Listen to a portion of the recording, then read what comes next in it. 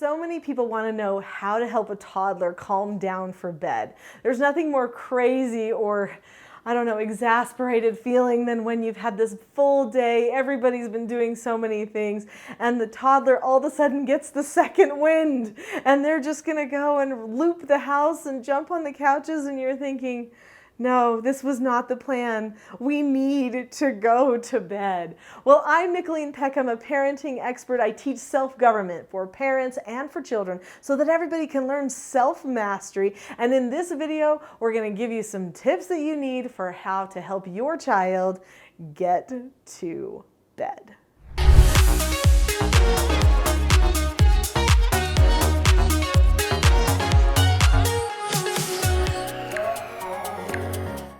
In this video, we're going to talk about schedules. We're going to talk about the toddler brain and how to help that toddler brain relax. And we're going to talk about routines and the do's and don'ts of some of those routines. And we're going to talk about a whole lot more. Schedules are a good thing. And schedules don't just happen at night, they happen in the morning too. And those morning schedules actually impact the night schedules. So in the Peck family, we've discussed, I don't know how many times, okay, what time is going to be bedtime? And then we always come to, oh, well then we've got to come to what time is going to be wake up time. Because if we sleep until so late, then we're not going to be able to go to bed when it's time to go to bed, and vice versa. If we don't go to bed at a decent time, then our wake up time gets ruined. Every time. That's just how it goes. And if a child gets the opportunity to nap too long, let's say when they're a toddler, that's going to impact their go to bed time. You know, of course, we want the best of all worlds. When we're a busy parent, we're trying to accomplish so many things and take care of so many people. But if we let them sleep too long in that nap time, then it could be that they'll have a hard time going to bed at night. Now, some people just live by schedules. That's their personality. That's their happy place. They keep everything scheduled. But some people don't. And I'm actually one of the some peoples that don't. So I did have schedules at multiple different times in my life. Usually when I had babies and toddlers, I was the very best at it. But by the time I got to child number 3, I actually said, you know what? This schedule thing is adjusting all the time. I now have older children too, and they have different needs, and I need to have a schedule that works for us a little bit better. I also had a husband who had changed careers, and his career was all of a sudden making him get home later at night. I wanted my children to have some time with their dad at night, so I decided letting them stay up later was okay. So we ended up not having an exact schedule for a good percentage of the grow-up years for my children. And you know what they had to learn how to do? Adapt. Now that's not a bad thing. Here's the thing I've noticed is that many parents can't adapt. So if you can't adapt, make sure that you have a schedule and try to stick to the schedule. But I'm going to caution you on something with that schedule, and that is don't get emotionally attached to it. If the scheduled time starts ticking by and somebody's not in the bed yet, if you get emotionally attached, that means you'll get stressed. And if you get stressed, their chance of going to bed goes way, way down. You need to be calm. You need to be chill. You need to be trusting that they can sleep and will sleep, and that it's all going to happen just like it should. Otherwise, they won't actually get to sleep anywhere near as quickly as if you are calm. So that's important. So if you're the type of a person that doesn't usually like a schedule like me, then can you have a type of a schedule? The answer is yes. I decided that I could have a loose schedule for myself. That when we would wake up, that it would be between this time and this time. And that when we woke up, we would do certain things. We would have our morning routine. We'll talk about routines here in a minute. And then we would have a routine in the evening, and we would go to bed around sometime between this time and this time. I did tell myself when it hits this time, that is way too late.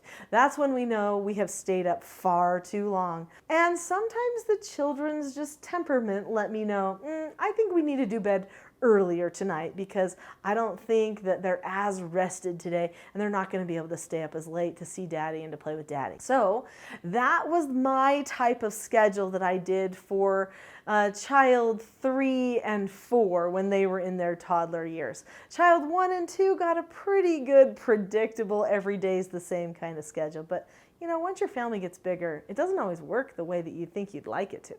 There are different chemicals in the brain that control how we process, how we calm down, and actually how we get ready for bed. One of those chemicals is melatonin, and the other one is oxytocin.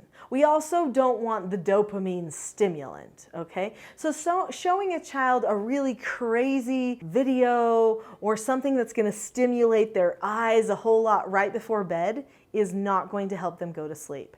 I know a lot of parents put a child in front of a movie and try to get the child to fall asleep in front of the movie, but it's very difficult for the child to get any type of good sleep or go into a deep sleep if they fall asleep having a dopamine drip going on in their brain. They have to decide to get bored and tune out, but even so, their eyes are getting that blue light, which is not good for their brain, and they're getting overstimulated even if they do happen to fall asleep during that time. So you don't want a dopamine drip, and you do want to have oxytocin levels where they need to be and melatonin levels where they need to be. So melatonin, that's that thing from Turkey, right? You don't have to give your children melatonin pills. I know some people do stuff like that. I haven't. I've just made sure that my children have a very good diet, which means not a lot of sugar. So sugar is another stimulant. You don't want to be giving children stimulants right before bed, right? Otherwise, that second wind is almost sure to occur because their blood sugar will spike and then it will finally bottom out and then they'll get to bed. So have a dessert earlier in the day, and if there's snacks or something that need to happen at night, make sure it's something healthy. Now, there are certain foods, you can look up which foods have higher levels of melatonin in them. Things like poultry do have melatonin in them. Certain vegetables do. Eggs have melatonin. Dairy has melatonin. So this is why a lot of people give milk right before bed, right? Or if somebody can't sleep in the middle of the night, the old custom was, well, how about you come have some bread and milk or some warm milk? Well, that milk actually has melatonin in it, which helps the brain calm down so that it can go to bed. Now, also make sure the child has a full belly. Food does matter when somebody's going to bed. If you want them to sleep, sleep soundly and for a long period of time. Although don't just feed them a full belly the second before they go to bed, because then they can get upset stomach in the night. So what about oxytocin? Oxytocin is the love chemical, okay? So this love chemical comes from cuddling, from being close to mom and dad and people that they love. And if a person gets lots of cuddles, they feel more relaxed. This relaxation helps the child to go to sleep. This is why when you try to get a child to go to sleep and you're like, go to sleep, and you're bouncing them too vigorously, they don't ever sleep. They just keep panicking and panicking because they're not getting that calm oxytocin that comes into their brain by being surrounded by another person that's calm.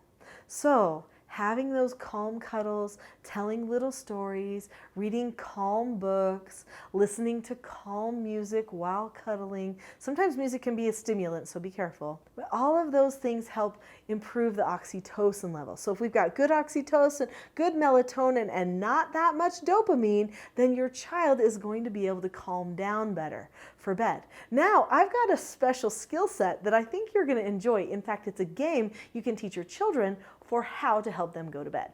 I teach self-government. That's what I'm the most known for, and you can find a lot about that self-government stuff at teachingselfgovernment.com, which is my website. One of the key principles that I teach parents for governing themselves and helping the children learn self-government is pre-teaching. This means you teach ahead of time what behavior or thought process is required before that time actually comes. This is what a person does who chooses to control themselves. They plan ahead. ahead. So how do you pre-teach a child to go to bed? It's actually more simple than you might imagine. There's a game that I invented for my children when they were toddlers so that they would have the skill set for how to go to bed. And I called the game, It's Time for Bed. Super easy name for a game, right? So in the middle of the day one day, I took my toddler, this was my first one, and of course I did this with all of my children, but I took my toddler and I said, you know, sometimes when it's nighttime, we don't want to go to bed. And we need to learn how to go to bed. We're not going to go to bed right now, but we are going to practice the skill. And every time we practice the skill, we'll have a treat, because it's okay to give lots of treats in the middle of the day, right? Right? Anyway, so I said, this is what we're going to do. I'm going to say it's time for bed. And then when I say that, you'll say, okay, and then you run to your bed and you get into your covers. And then wait there for just 1 minute. And then I will come and I'll say, oh, you did so good going to bed. Okay, it's morning time, time to wake up. And then we'll pretend that it's morning and we'll get up and we'll make the bed. And then you'll get a treat because you did so good at going to bed when it was time. What am I doing? I'm giving them an instruction. When a child learns self-government, one of the vital skills they learn is how to follow instructions. There's 5 steps to following an instruction that a toddler can totally learn. And I teach that in my Teaching Self-Government Parenting course. So anyway, then we do that again and again, and I give them a little treat. Maybe it's a fruit snack or something that they would enjoy every single time we try. Then when we get to the night, I say, okay, we did so good today learning how to go to bed when it was time, and now is the real time. It's time for bed. And they say, okay, and they run off. Now, some of you are thinking in your mind, but what about the routine? Okay, so let's talk really quickly about that routine. So usually there's things in a routine like brushing teeth, maybe reading a story, saying prayers, perhaps singing songs, certain things that your family likes to do routinely, which I highly recommend doing, although don't create a dependency on too many of them, because then it makes it hard to adapt to being out of town or at other people's houses. So keep your routine simple but predictable, and something that isn't so predictable that it's going to create anxiety if it doesn't happen, which means occasionally mix it up. Okay, but have a routine in the morning and the night. This night routine will be done before you say it's time for bed, and then they run off to bed and you praise them and kiss them when they're in there and tell them, okay, now stay here, and in the morning when it's time to wake up, then we'll tell you time to get up, or you can get up and then come tell me and we'll give you a treat. So for a little while, maybe a couple of weeks, give them a treat every morning for going to bed at night when it was time to go to bed. That positive consequence will teach them cause and effect. They'll be motivated to master the skill, and after about 16 to 18 times of doing the skill, it'll actually become a habit, and there you go. Your problems will be all better. If you like this self-government video, I know you're going to love the next one, which is how to help an angry child calm down. Go ahead and click there, and you'll learn more self-government skills that are going to help you in this parenting journey.